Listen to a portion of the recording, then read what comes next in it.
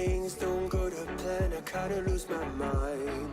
I hope it's real, this life comes around. Just keep your faith and search for the fountain. Time is of the essence, the blood running through our core. It's best to not feel sorry when it's over. I will be the greatest that you ever seen before, and I'll say eternal.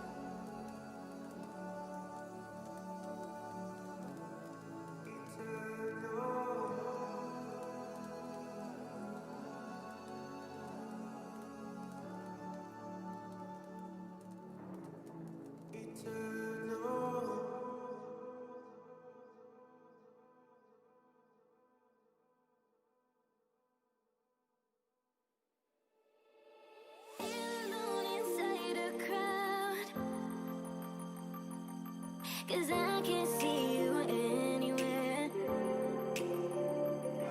Cause I don't wanna know what I should go. No, I don't wanna let you down. You just wanna know how far I will go. Cause you know I will stay around. So let me know where to go. So let me know where to go. I wanna find you. Ladies and gentlemen, welcome to episode 2 of Vandals. As you guys know, I'm Esports Doug, and I have the privilege and the honor of welcoming our guest to the show, none other than Emmalee Garrido. Emmalee, how the heck are you?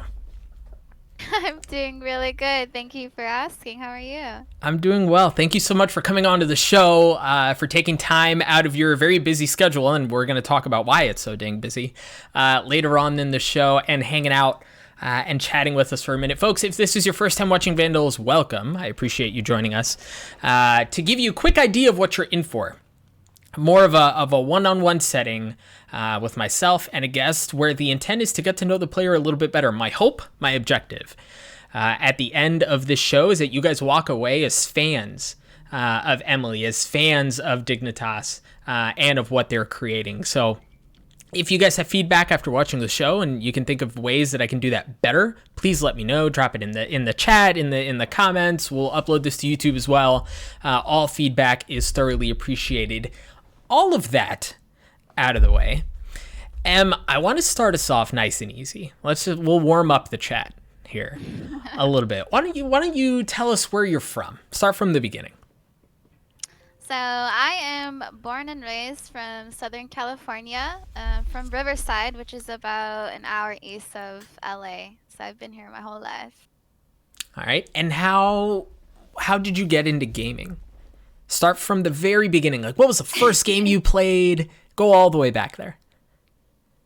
So as far back as I can remember, I have an older brother, so he would always have all the gaming consoles and all the games.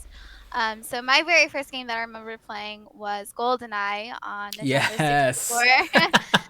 So I'm a huge fan of James Bond and all of the different movies there. So playing that game was something that I really, really enjoyed.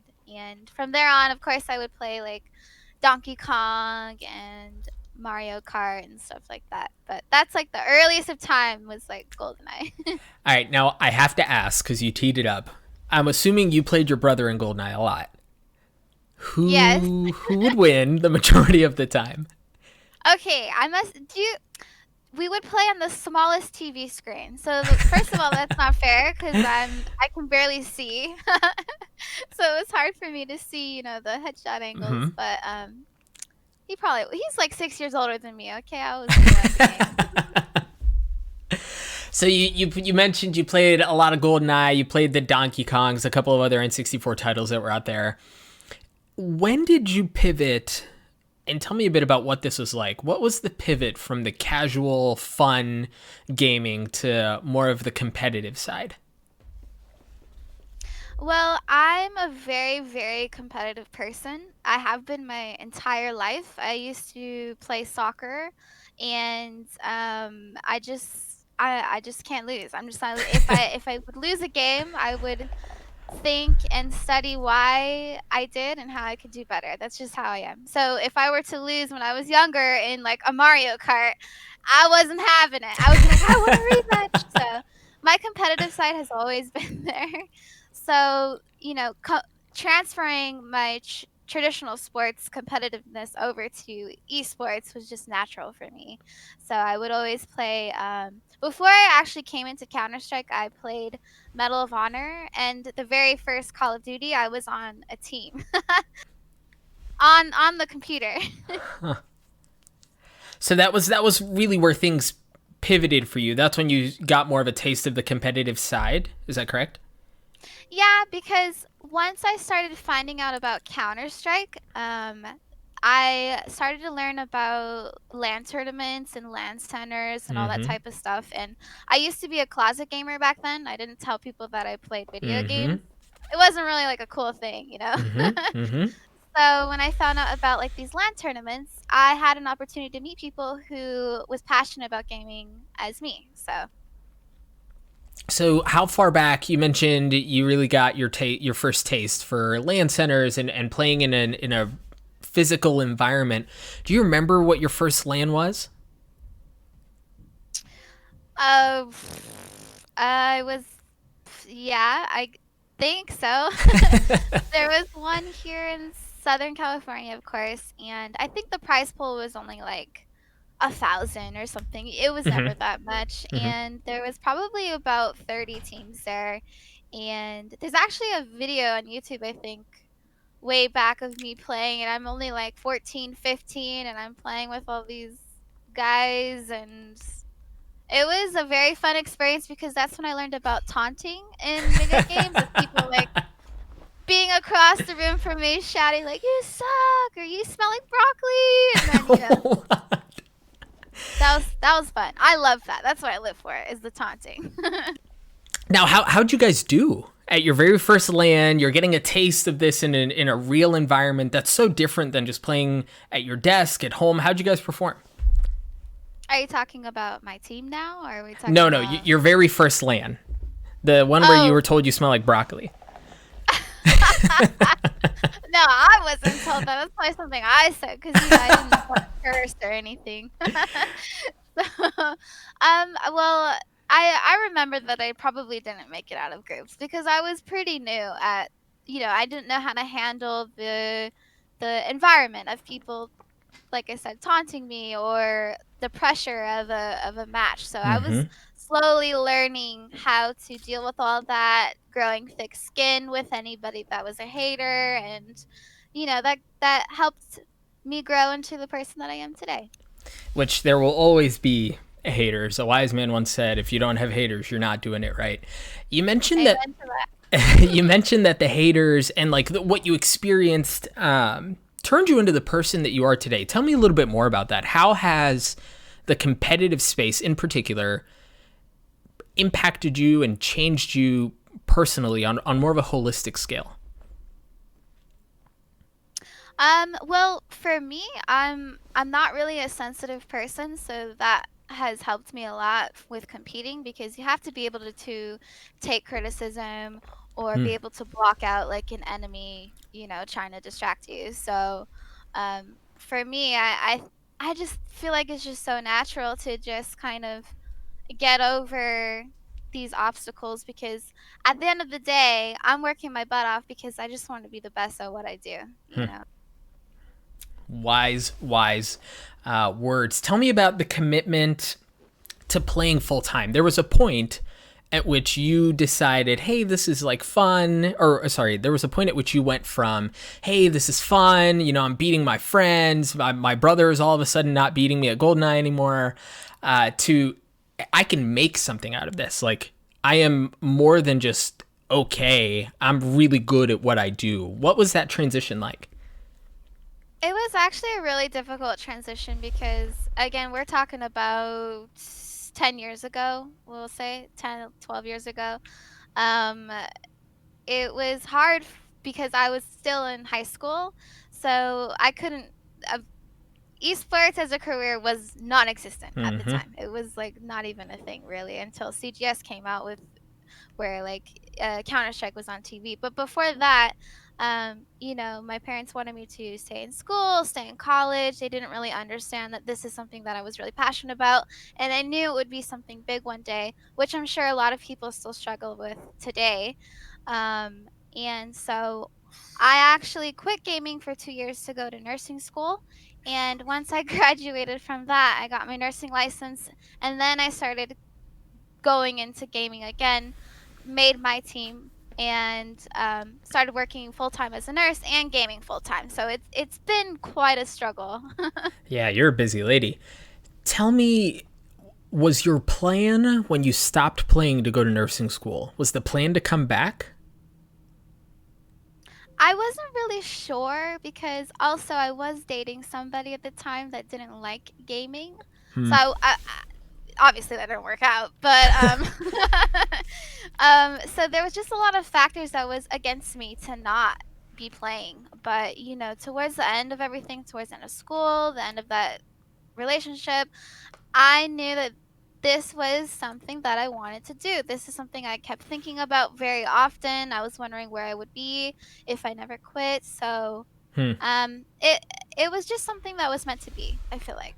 Because I am very happy that I did go to nursing school because my my field of nursing is actually mental health. I help people that struggle with addiction to drugs and alcohol. And that kind of transition over to gaming in the sense of gaming has helped a lot of people who have been struggling with anxiety or depression. So I really like the connection between the two. Was there pushback? So you graduate nursing school, you're set up on this trajectory for your career, and then you decide that you want to get back into the esports, into the gaming space. Was there adversity there? Was family telling you, hey, this is a mistake, don't do it? Was there anything like that? Oh, of course. Of course, of course. But I guess the turning point between that of my family becoming supportive of it was there was a tournament coming up in 2014, which is called the Electronic Sports World Cup, which is held in Paris. So I wanted to go to Paris and I wanted to play in that tournament to prove that I was one of the best. So once my parents started finding out that I was traveling to places that I probably would have never been if it wasn't for gaming, they started becoming like my biggest fans. And right now, to this day, my mom tells me you don't need to do nursing; you should just do gaming full time. No so, way. You know, transition. Yeah. Holy smokes, that's like unheard of, but super cool. I imagine, you know, and a lot of people have faced this as they've gone into the gaming space. And, you know, this was something that I wrestled with my parents when I was competing. I was like, hey, you quit, you know, wasting your time playing video games, go outside or get a, you know, all that stuff. So to hear that your mom has probably become your biggest fan and telling you, forget about nursing, just do this full time. That's really, really cool. So you mentioned the Paris tournament. Since then, Emmalee, you have been on some very memorable teams, very successful, very memorable teams. You're a multi-championship winner. What's your most memorable tournament win? Man, that's hard to pinpoint because all of them are so special in their own way. So I'll narrow it down to two for you, okay? All right.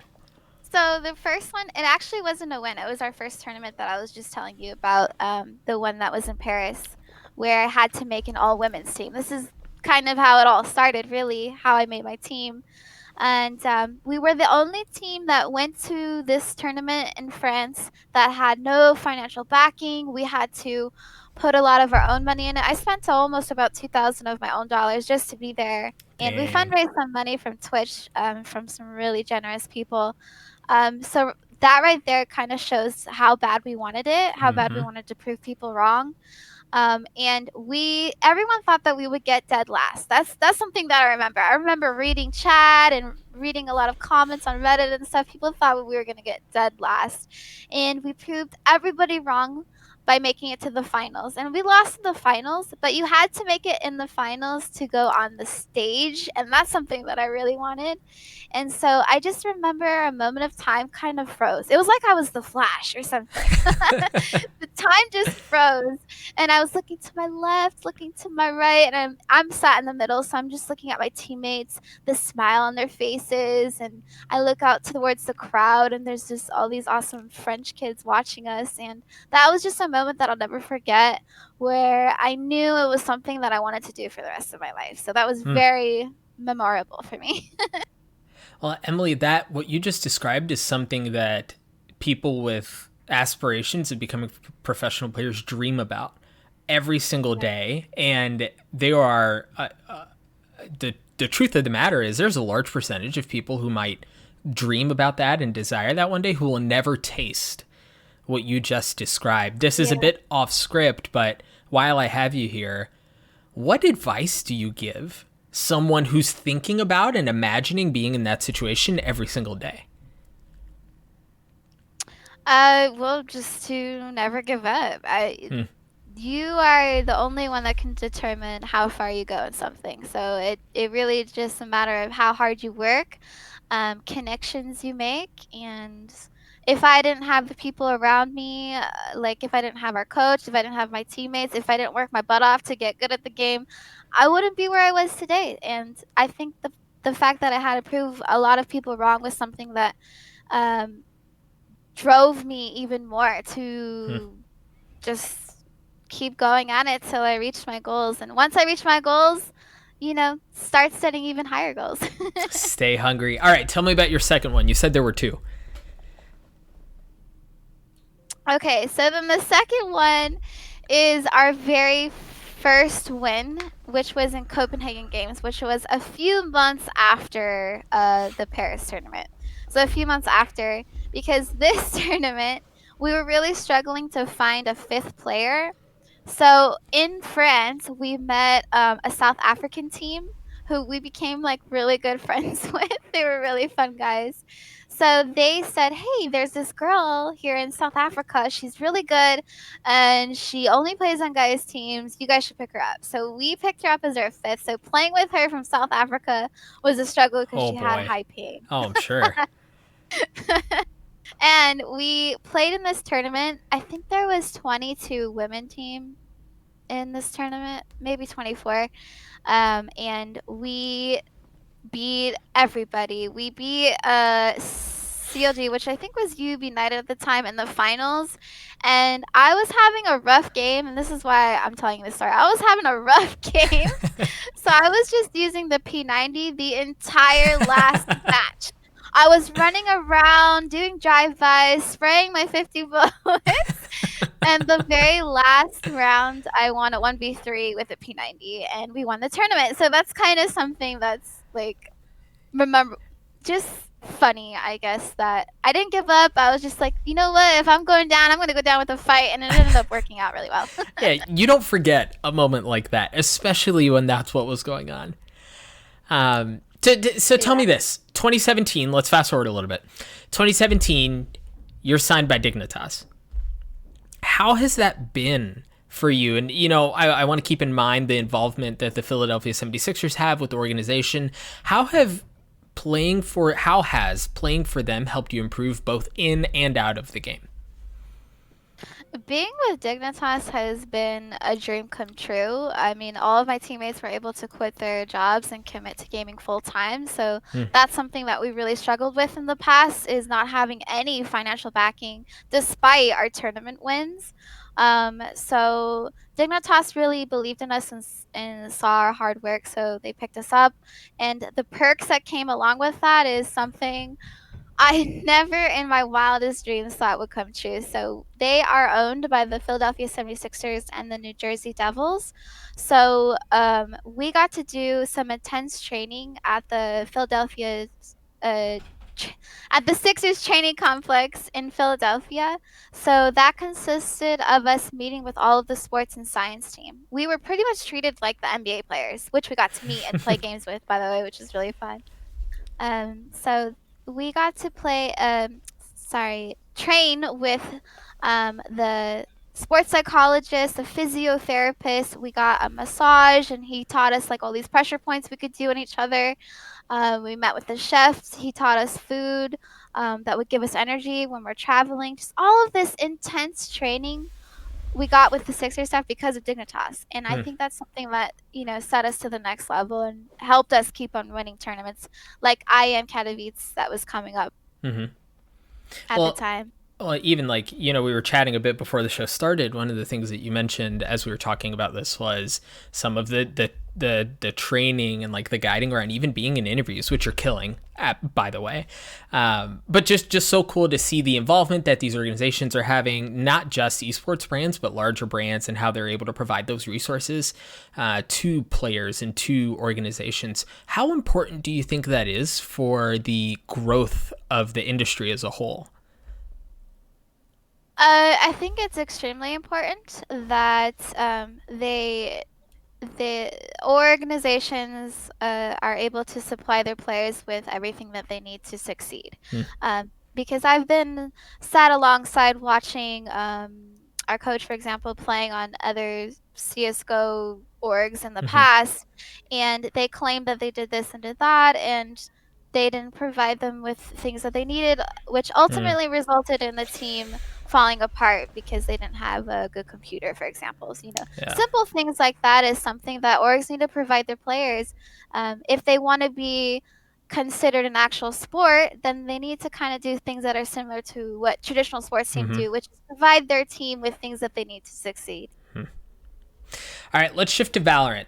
It's been a couple of weeks since the game has launched, right? There was a lot of excitement. Rayna came with the launch. Ascent, the newest map, came with the launch as well. What are your thoughts on the launch? Do you feel like something is missing? And if so, what is that? I feel like it's a little too early for me to tell. I feel like something's missing. A lot of people are saying that Rayna is needs to be buffed, but I actually really disagree with that. I think that she is such a, can I say badass? She's such a do it. badass. She's awesome. I really like her character. If you have a teammate that can utilize her properly, and I don't think she's overpowered at all. I really don't. I like that new part and how they updated some of the maps. The newer map is actually really similar to CSGO, which was something I was happy about. So. Yeah, it's I've unfortunately been on the receiving end of a couple of very good Raynas in my day, and it's such a miserable experience. But I agree with you. I think she's balanced in a lot of ways. I think a good, I'll draw it to this. I'll draw the parallel to this. Before the game launched, there were so many conversations around Jett and how a really good Jett will carry a game and a really bad Jett is just going to be useless. I would argue that Rayna fits that bill better than Jett does. Like, a good Rayna is going to give you nightmares. A bad Rayna is just going to suck. She's just going to be useless. Yeah, and that's exactly how I feel about Omen too. Scrimming against an insane Omen is so annoying. I cannot stand it. So about a month ago, you were on a show with my dear friend Arta, which, folks, if you haven't listened to the interview, it's on ESPN Esports' YouTube. Go ahead, look it up. It's a great show. Thea's on there as well. But you mentioned, or it was announced on that show or shortly before the show, that you and the rest of your roster were actually going to be competing in 2 games. You were going to be competing in Valorant and in Counter-Strike full-time, which you don't need to go deep into history books to understand that that's not very common. That's actually a very rare, and for probably good reason because it's insanely difficult thing to do. What's that been like for you and your teammates? It's been a really fun and interesting journey, I would say. Something that our team strives in is being the first in a lot of different aspects. So we wanted to be the first to do 2 games at once. And transitioning from Valorant to CSGO on a daily basis is relatively easy for us because the games are pretty similar in a lot of different aspects. Now, with that in mind, you guys are still missing a 5th. Is that correct? There are only 4 members to your roster? Right, yes. Are there announcements that may be happening soon, or can you tell me a bit about what that search has been like for your 5th player? The search has actually been a lot more difficult than I had anticipated. We really want somebody that can commit their time and just be really passionate about sacrificing time with friends and family or whatever someone may do because they just want to be the best. And that's something that we've all been doing. We've been a team for about 6 years, so we just want somebody on the same page as us in that sense. We had a few different trials in the past and a few trials that ended because it just wasn't a right fit. So we actually recently posted that we're looking for people to try out again. We did a recruitment ad, and surprisingly, we had almost 30 girls that applied to try Holy out. smokes. So I think that's awesome because I don't even think I know that many girls in North America that play. So I'm very excited to do these tryouts, and actually about half of them are from South America, which we offered that we were looking for people like from Brazil and stuff. So I'm excited to do that, and hopefully we find a 5th soon that loves Valorant and CSGO. Very, very cool. Also, freaking 30 people. That's nutty. I had the privilege of casting your matches at the Elite Esports Rivalry Bowl a little while ago. And you guys were a ton of fun to cast, so I wish you the best of luck on your 5th. I hope they come soon. And I wish you many, many championships along the way. Speaking of esports, Riot recently announced their Ignition series, right? They're going to be partnering with third-party platforms. What are your thoughts in general on the esports landscape for Valorant at this moment? I think that Valorant is doing a really good job at it so far. They're really listening to the community, which is something that a lot of games that didn't in the past failed on. So it's nice that they're listening to the community and the pro players on their suggestions towards the game. And in terms of their Ignition series, I'm happy about it because there's a lot of open tournaments, which gives a lot of hope and opportunity for teams that aren't signed with an org already. So it's nice. Now, one of the bits of criticism that has been very common in the month, or if you're counting the beta, add another couple of weeks to that, one of the common bits of criticism has been for these tournaments that have been hosted and that have been ran, the viewership on Twitch has been relatively low. What are your thoughts on that? Is that something that's concerning to you? I don't think it's concerning because if you look at the viewership of the individuals that were streaming during the beta fish. I can't say that word. Okay, let's avoid that word. The pre-trial game. Yes, yeah.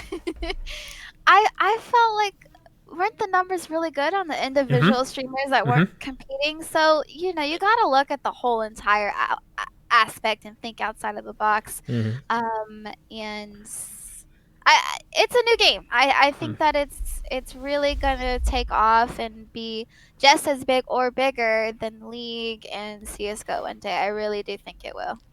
And the interesting thing I think is it's almost like people forget who's at the helm here, right? Riot Games is by no means a perfect organization, right? Like they have their flaws, but they have built the most successful esport in the world, or arguably the most successful top 2 successful esports in the world, and they've done that in-house, so it's not like these folks don't know what they're doing. So I think, you know, there are conversations that can be had around viewership being low, but it's going to be fine. The title's going to be fine. Everything will be fine.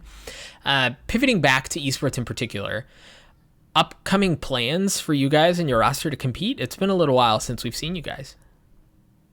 Yeah, I mean, with the situation around the world right now and the pandemic, it's kind of been a little bit of a setback because we would have traveled to a few events that got canceled. So, which is actually okay with me since we're looking for a fifth anyways. So it's not really a rush, but we're looking to play in as many Valorant tournaments as we can over the weekend. Once we find a fifth, now we have another setback, but we're going to try to play in as many Valorant tournaments as we can on the weekend, and any online tournaments that come up in CSGO as well. We actually have a tournament coming up, the DreamHack Showdown, which is July 26th. So that's like our next big event, I guess. July 26th. Book it, folks. Keep an eye out for it. I want to transition to the point in the show where we ask a couple questions from the crowd. So earlier on in the week, we put out tweets and we threw it up on Reddit that if there were any questions that you guys want asked to Emmalee, to go ahead and do so.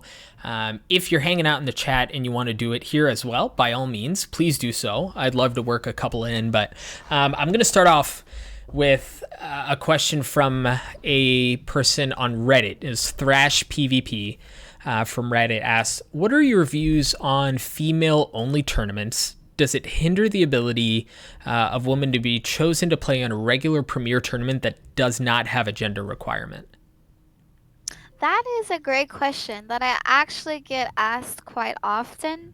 And my response to that is that women tournaments is something that started from CSGO. I'm pretty sure that we had our very first women tournament here, and CSGO has the highest number of women that compete, and that number is honestly because we have women only tournaments. My suggestion is that girls don't limit themselves to women only tournaments, because I feel like that's one of the reasons why I got a lot better at a faster rate, is because I didn't play on a girls team before my team. I played with guys only. And so that's essentially the goal at the end of the day, is to not have women only tournaments and to just encourage girls to compete against guys, because there is nothing stopping them from doing that. Women tournaments is created to give a platform for them to realize that they are competitors, that they can compete, and to just kind of make them aware that this is something that they can do. And then hopefully in the future we can eliminate the women only tournaments and that everybody is comfortable in playing in the mixed tournaments. Sure. Thank you for the love on the facial hair in the chat. By the way, next question was also from Thrash PvP. What does your schedule look like regarding training and your personal life? You're competing in 2 major titles. You are a full-time nurse. There's a romantic part of your life that we're going to discuss. What's that like? I'm a very, very organized person. So for me, my day is scheduled to the T. So I'm able to plan things out very well. I have my day down, I guess. I'm not stressed about my loss of time with whatever it may be. So being organized really helps on that, because I'm working in the morning, I have practice at night, I need to stream. I'm the captain of the team, so I have to watch demos, I have to improve my aim. I have interviews to do with people like you, and so I have a very, very busy life, and it's fun. If I was just sat on the couch watching TV all day, that's not for me. That's not something I would like to do. So me running around all the time is very enjoyable. Now let's talk about this, and we actually have a couple of pictures that we're going to get to show you guys. But if I'm not mistaken, you recently had a last name change. Is that correct? Yeah. Yes, I married our coach, XP3, who is also a pro player.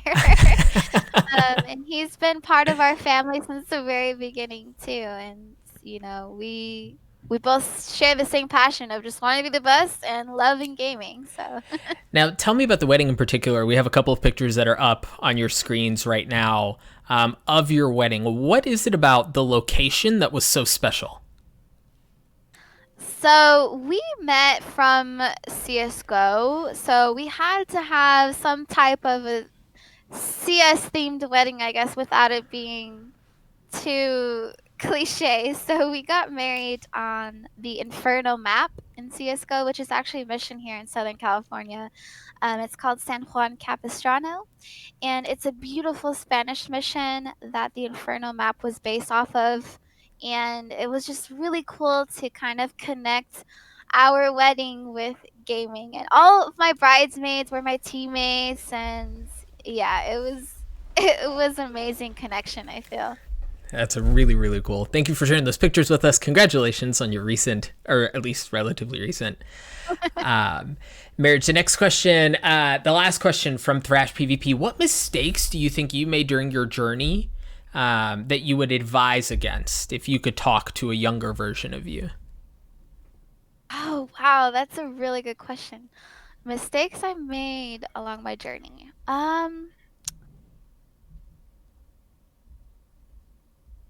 I guess, I would tell my younger self, when you're flying on a plane, make sure you have a pillow, because that's something I learned later on in my life, that, we would travel a lot, and I'm, by the way, deathly afraid of flying.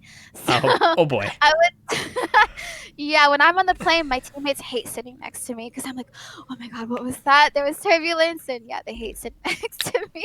And you might be in the wrong profession here if that's a problem. I always tell the admins that in events overseas, I'm like, we can't lose this event. I didn't risk my life flying over here for nothing. So I would kind of just, I guess, mistakes are something that makes us who we are. That's how we learn. So I would just kind of give myself advice on how to deal with that flying anxiety better, I guess. All right, and then I did have one more question I wanted to add from if you're hanging out in the chat. I apologize if I'm going to butcher your name, but this was a question from Twitter. I believe it was at Milkaleli. I think, again, I apologize. And this is like a larger industry question, which this is the reason why I wanted to pull it in. Do you think that the path to becoming an esports professional has become easier in the last 5, maybe 3 to 5 years, or would you say it's actually become more difficult, and why? I would like to say it's easier, but it's not. I do talk sometimes at universities like UCI, and I talk with young students that want to be a pro player as well. And, they ask me, what is the path? How do I get there? And that's a really hard question for me to answer for them, because there kind of is no path right now. In sports, you play soccer, for example, your entire life growing up, and we don't really have that. We're starting to get that here in California, at least. Esports in high schools and colleges, so it's starting, but it's such a new phase because people aren't scouted out in their high schools for pro teams, for example, so there's not really a clear path. So the best path is to play in as many tournaments as you can and find a team. That's the best path that I think there is right now. Playing in LAN tournaments, it's hard right now with the pandemic, but playing in as many tournaments as you can and kind of get scouted out that way. Emmalee, this has been a blast. Thank you so much for coming on to the show. Are there any parting words? Any folks you want to thank in particular? Well, thank you, Doug, for having me on the show. I really appreciate it, and hopefully I was able to answer your questions well. Yeah. Yes. Thank you. Social plug. If people want to find you on any of the various social channels that exist today, how can they find you? So my Twitter, Instagram, and Twitch is all my gaming name, which is Emmuhleet, EMUHLET. And I often post there updates of my team and I. So give me a follow. Folks, hit her up with the follow. Again, thank you, Emmalee, and thank you to everyone who hung out in the chat. I mentioned this at the beginning, but if you guys have feedback on how we can make the show better or who you would like to see next on the show, please drop it in the chat, or this will be uploaded onto YouTube as well. So if you're watching this and it's on YouTube, drop it in the comment section below. But this has been episode 2 of Vandals. Until next time, have a good night.